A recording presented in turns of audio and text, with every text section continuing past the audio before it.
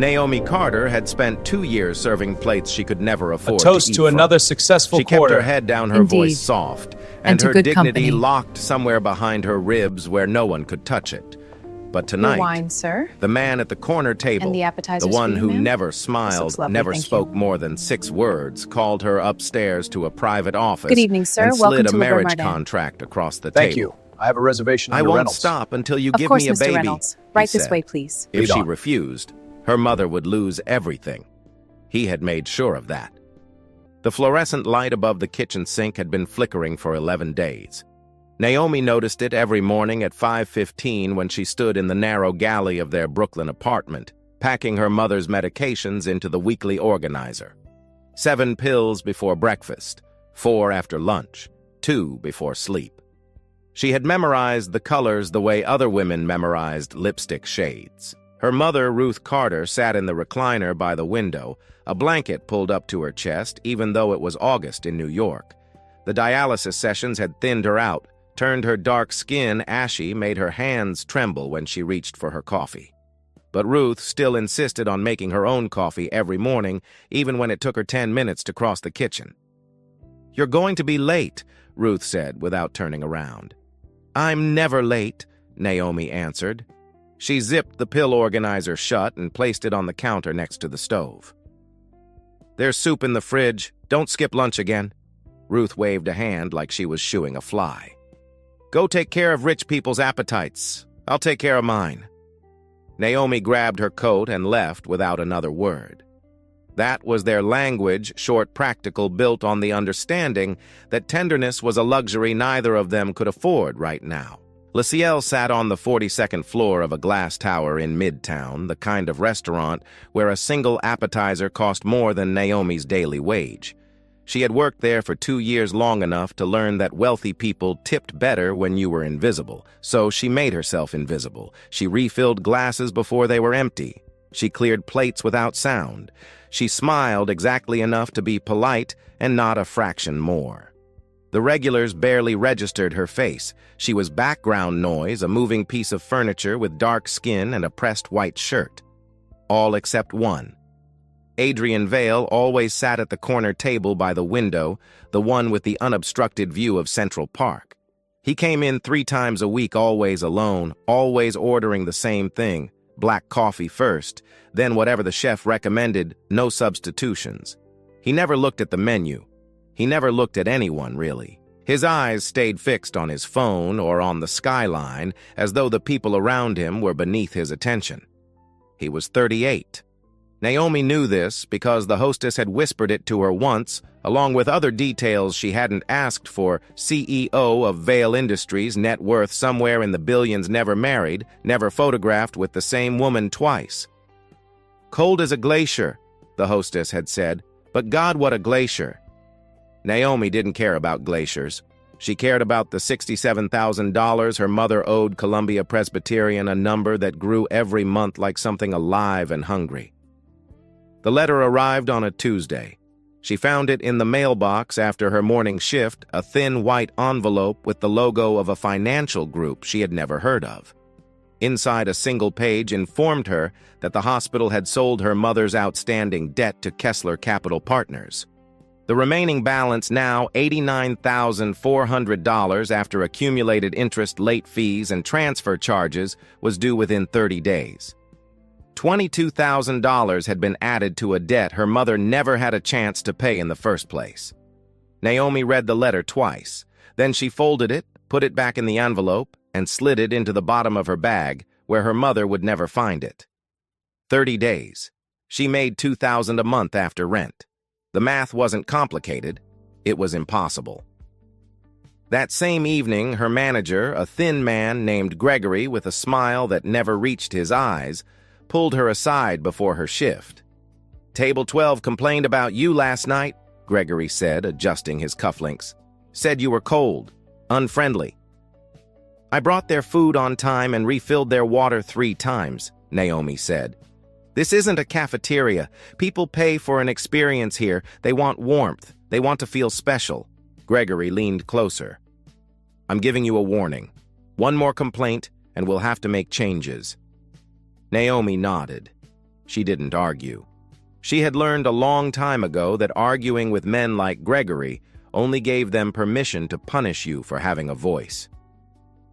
She worked her shift in silence, moving between tables like a shadow, pouring wine and clearing dishes, and pretending that the letter in her bag wasn't burning a hole through the fabric.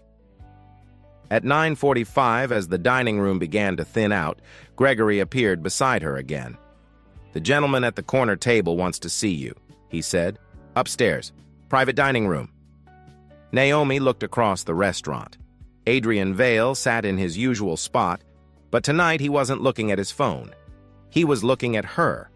Not the way most men looked at her, not with hunger or curiosity or casual dismissal. He looked at her the way a chess player looks at the board before making a decisive move.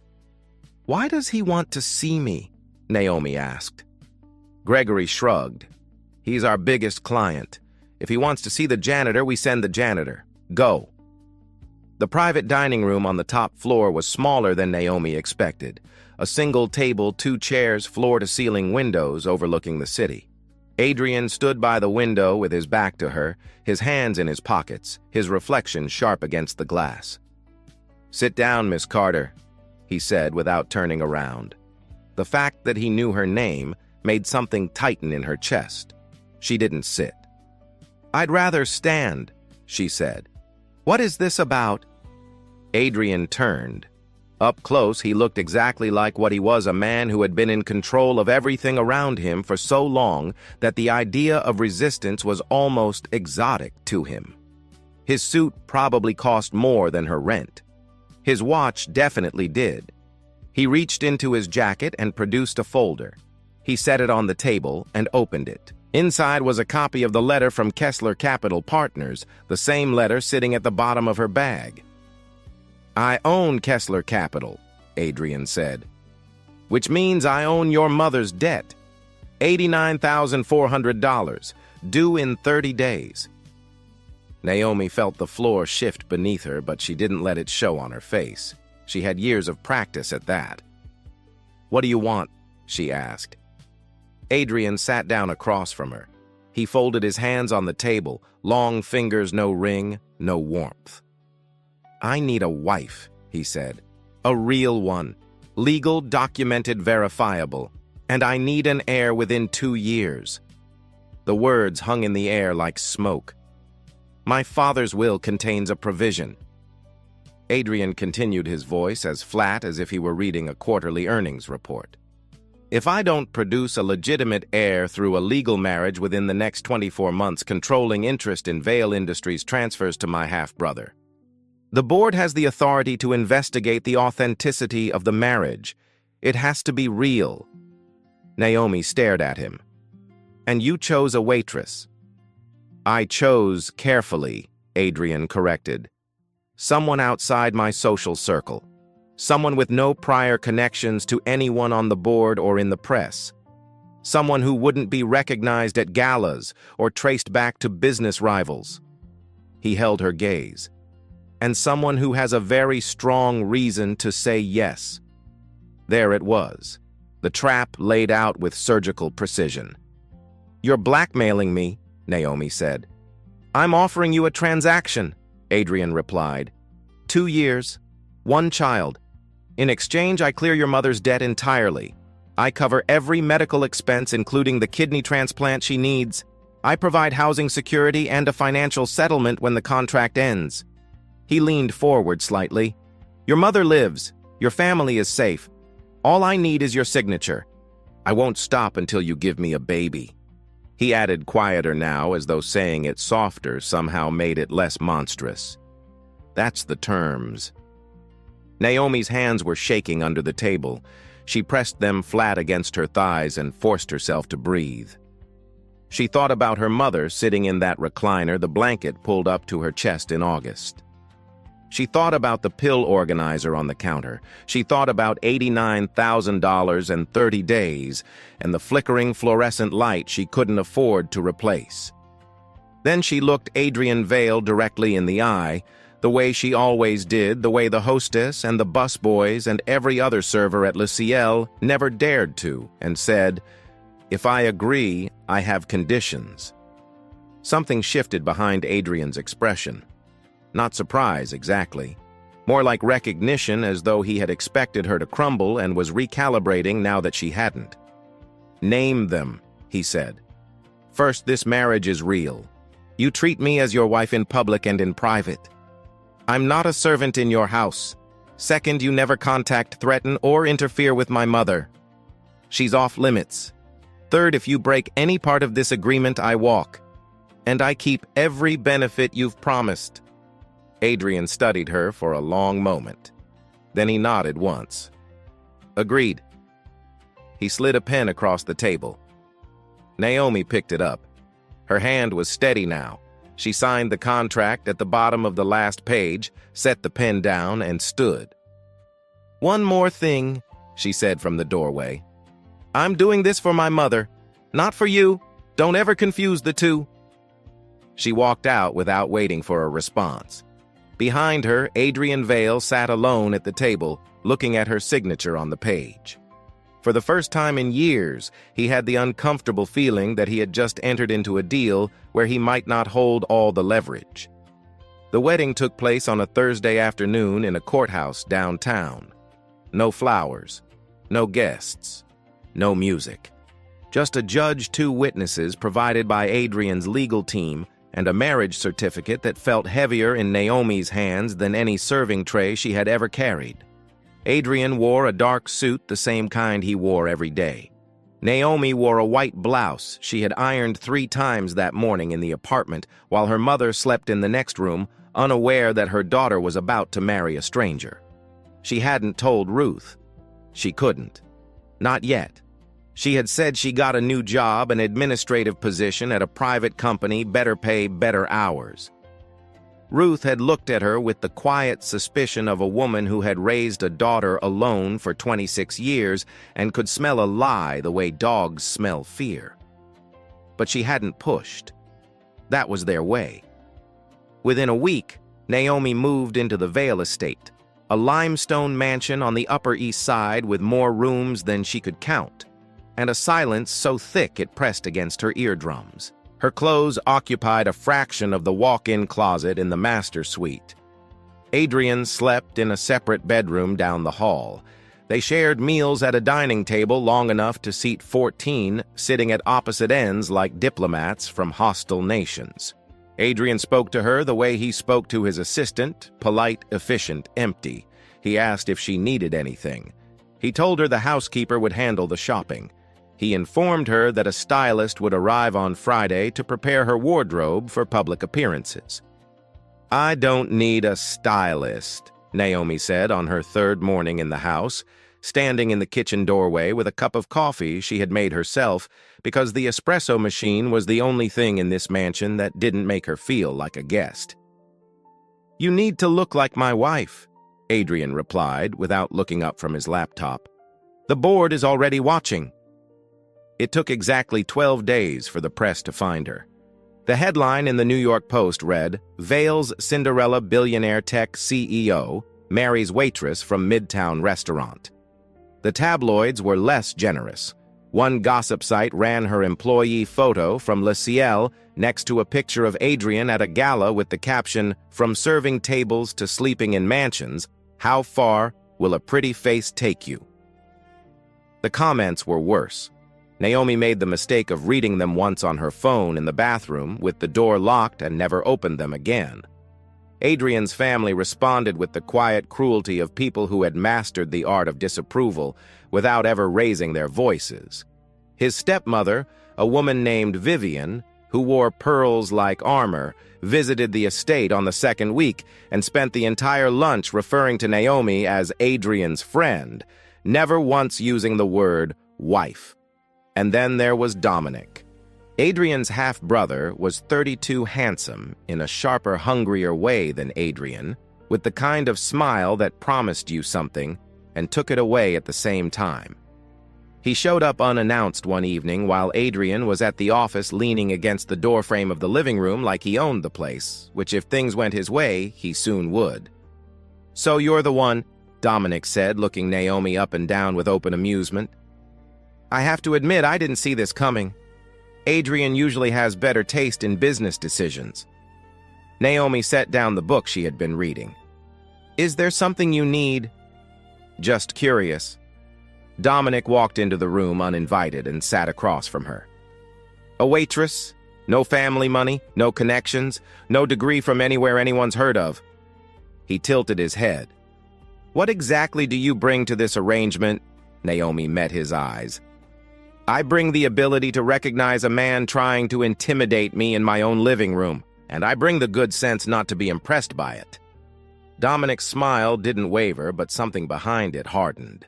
He left without another word. That night, Naomi heard Adrian on the phone in his study, his voice low and controlled. Keep him away from the house.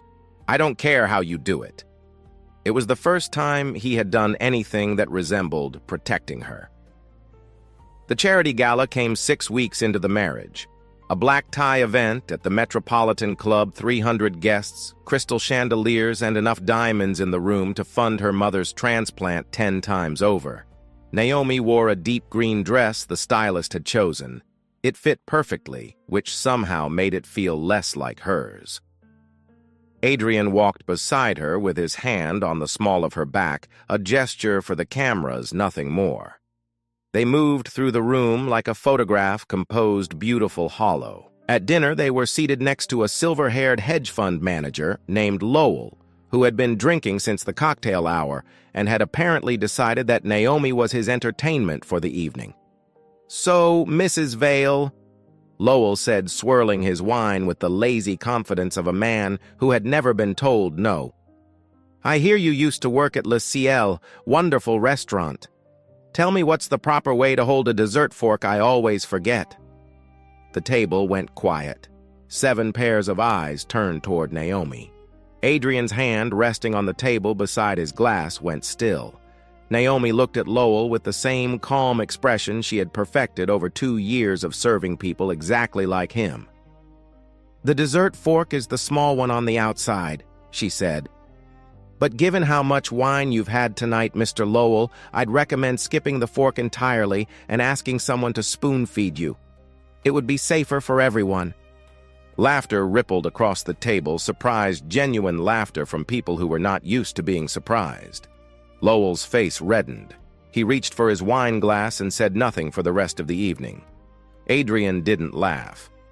But when Naomi glanced at him, she caught something she had never seen on his face before, a flicker of admiration that he extinguished almost immediately, like a man snuffing out a candle he hadn't meant to light. He didn't mention it on the ride home. But the next morning, for the first time, he poured her coffee before pouring his own. 2 months in, Ruth's condition worsened. Her kidneys were failing faster than the doctors had projected. The transplant couldn't wait another 6 months. They needed to move her up the list, which meant transferring her to a specialized facility with a dedicated nephrology team. Adrian arranged it within 48 hours. New hospital, private room, the best nephrologist on the East Coast. He did it without being asked, and he did it without mentioning it to Naomi. She found out from the hospital directly when they called to confirm the transfer.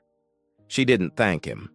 She wasn't sure whether the gesture came from something real or whether it was just maintenance, protecting his investment, keeping the terms of the contract intact. Then came the night Ruth collapsed. It was 11:30 on a Wednesday. Naomi's phone rang, the night nurse at the facility voice, tight with professional urgency. Ruth had gone into cardiac distress during dialysis. They had stabilized her, but she needed to come now. Naomi got dressed in the dark. She didn't wake Adrian. She didn't call his driver. She took the subway, the same subway she had taken every day for 2 years, to get to Le Ciel, and sat in a plastic seat under fluorescent lights that buzzed the same way the light above her old kitchen sink used to buzz, and she pressed her hands together in her lap and held herself still. At the hospital, Ruth was asleep, connected to monitors that beeped in steady rhythm. The doctor said the episode had passed, stable for now, but the transplant had become urgent. Naomi sat in the hallway outside her mother's room, back against the wall, knees drawn up. Her eyes were red but dry. She had stopped crying about her mother's illness a long time ago, not because she didn't feel it, but because crying took energy she couldn't spare. Adrian found her there at 6 in the morning. She didn't know how he had known. He stood at the end of the hallway in a coat thrown over what looked like the clothes he had slept in, which meant he probably hadn't slept at all. He walked toward her, and she expected him to ask about the medical details or to remind her that her mother's treatment was covered under their agreement. Instead, he sat down on the floor beside her. He didn't say a word.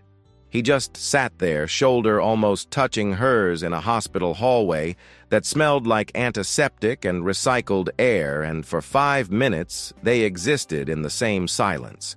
It was the first time Adrian had ever done something without a reason.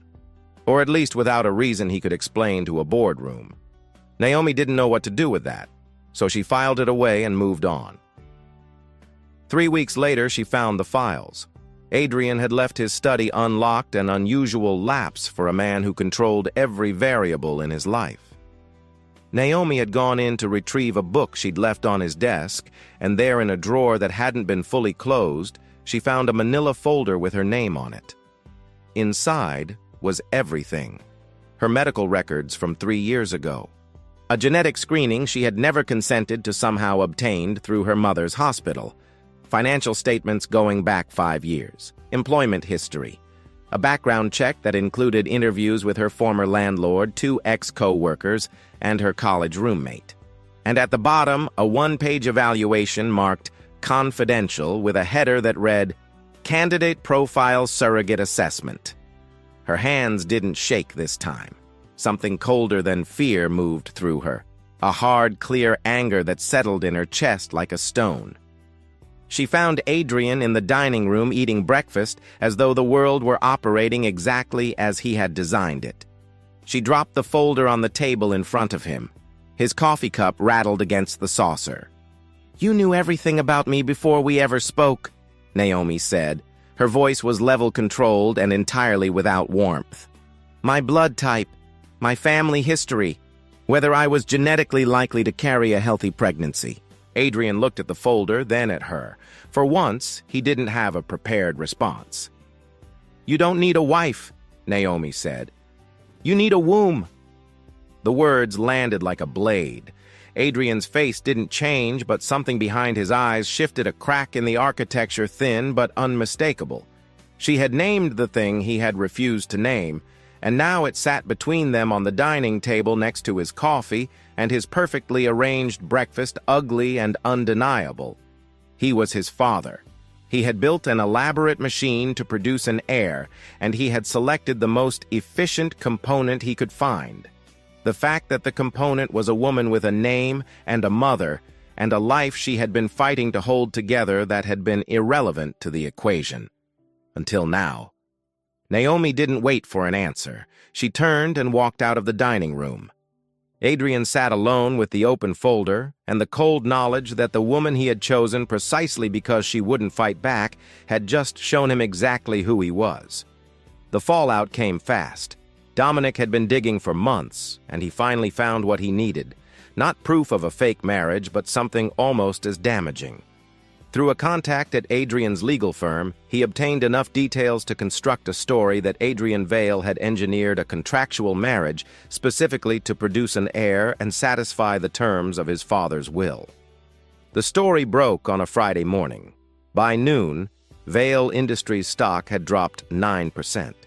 By evening, the board of directors had called an emergency session. 3 members publicly demanded Adrian's resignation. Cable news ran the headline on a loop, "Billion-dollar baby deal inside the Vale marriage contract."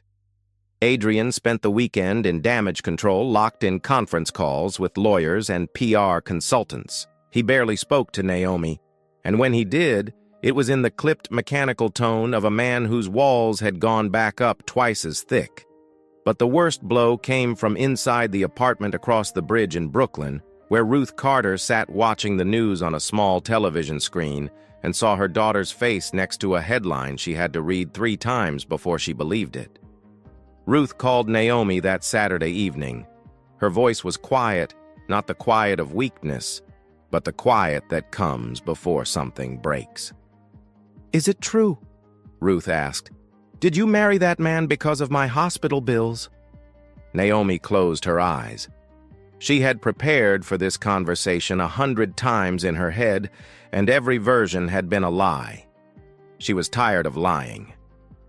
"Yes," she said. The line went silent for a long time. When Ruth spoke again, her voice was steady and final. "I would rather die on that dialysis machine than watch my daughter sell her life to pay for mine. I'm refusing the transplant, and I want you to leave that house." Naomi tried to speak, but Ruth had already hung up. That night alone in the master bedroom of a mansion that had never felt like home, Naomi sat on the edge of the bed and stared at the pregnancy test in her hand. 2 lines. Unmistakable. She was carrying Adrian Vale's child. She sat with that knowledge for a long time, turning it over the way she had once turned over the letter from Kessler Capital, reading it, rereading it, searching for a version of reality where the math worked out in her favor. The math didn't work. It never had. But for the first time since she signed that contract, Naomi made a decision that wasn't about survival. It was about something she refused to let go of even now, especially now. She packed 1 bag. She left the designer clothes in the closet, the jewelry in the velvet-lined box on the dresser, the credit cards on the nightstand. She placed her wedding ring on the dining table, the same table where she had dropped the folder, the same table where Adrian ate his perfectly arranged breakfasts alone. Next to the ring, she left a note. 1 sentence written in the careful handwriting of a woman who had spent her whole life being precise, because precision was the only power she had. "I will not let my child grow up inside a contract." She walked out of the Vale estate at 4 in the morning, carrying nothing but a single bag and the life growing inside her. Within a week, the board voted to remove Adrian from his position as CEO. Dominic assumed interim control of Vale Industries. The press called it a coup. The financial analysts called it inevitable. Adrian stood in the empty dining room of his mansion looking at the ring on the table and the note beside it, and felt something he hadn't felt since he was 12 years old, and his father had told him that love was a liability that smart men didn't carry. He felt alone. Not the productive solitude he had cultivated for decades, the kind that made him efficient, focused, untouchable. This was different. This was the silence of a man who had spent his entire life acquiring things and had never once considered that the most important things couldn't be acquired. He had the house. He had the money. He had the name. He didn't have her. For 3 days after Naomi left, Adrian did nothing. He sat in his study with the door closed and the curtains drawn, surrounded by the machinery of a life that had stopped functioning. His phone lit up constantly, lawyers, board members, journalists, Dominic's people circling like vultures. He let every call go to voicemail. The housekeeper left meals outside the door. He didn't touch them. On the 4th day, he opened the drawer of his desk and took out the manila folder, the one Naomi had dropped on the dining table, the one he had picked up off the floor after she walked out. He read through it again. Every page.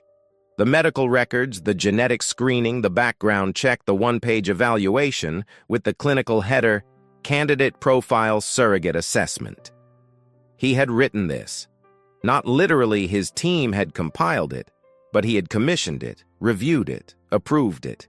He had looked at these pages and seen data, probability, efficiency. He had looked at a woman's entire life reduced to metrics on a spreadsheet and thought this will work. His father had done the same thing to his mother. Adrian had spent 30 years hating him for it.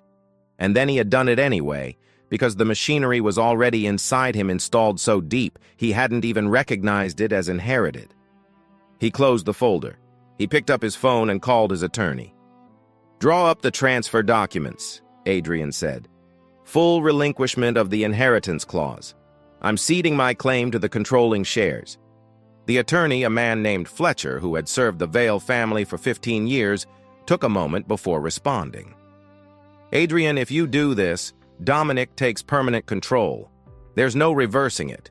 You're walking away from a $12 billion company." "I know what I'm walking away from," Adrian said. "Get it done today."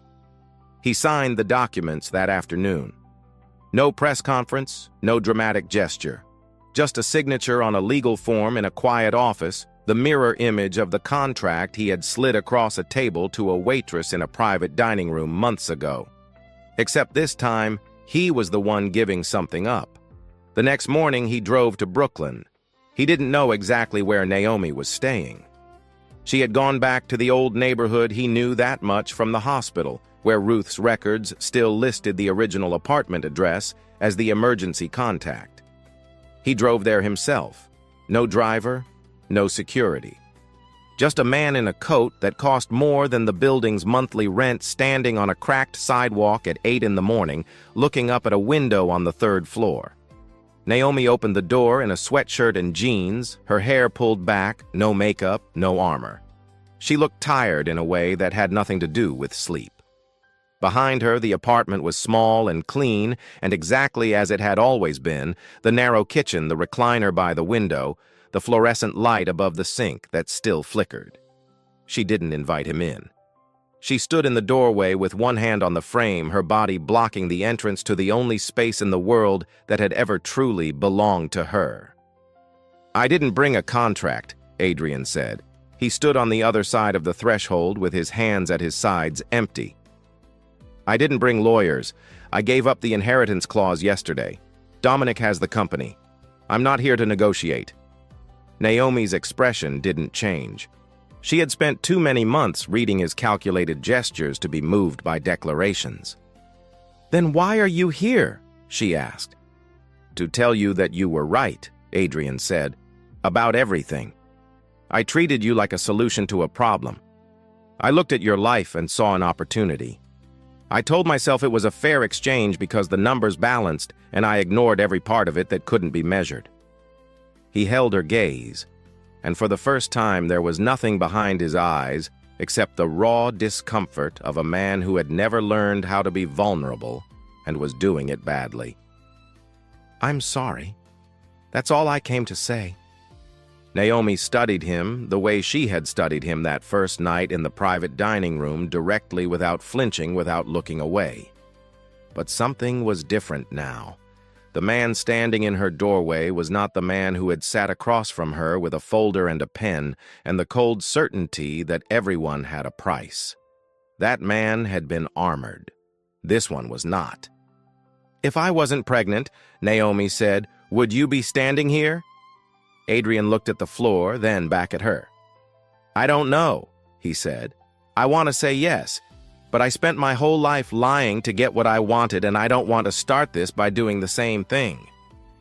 Something shifted in his voice, not rehearsed, not strategic, just honest in the clumsy way that honesty sounds when a person isn't used to it. "What I do know is that I don't want to live the way I've been living, and I don't want to be the man in that folder." It wasn't a perfect answer. It wasn't the sweeping declaration that movies are made of. But it was the first thing Adrian Vale had ever said to her that she believed completely. She didn't invite him in that day. She told him she needed time, and he left without arguing. It was the first time he had ever walked away from something he wanted, without trying to control the outcome. 2 days later, Adrian held a press conference.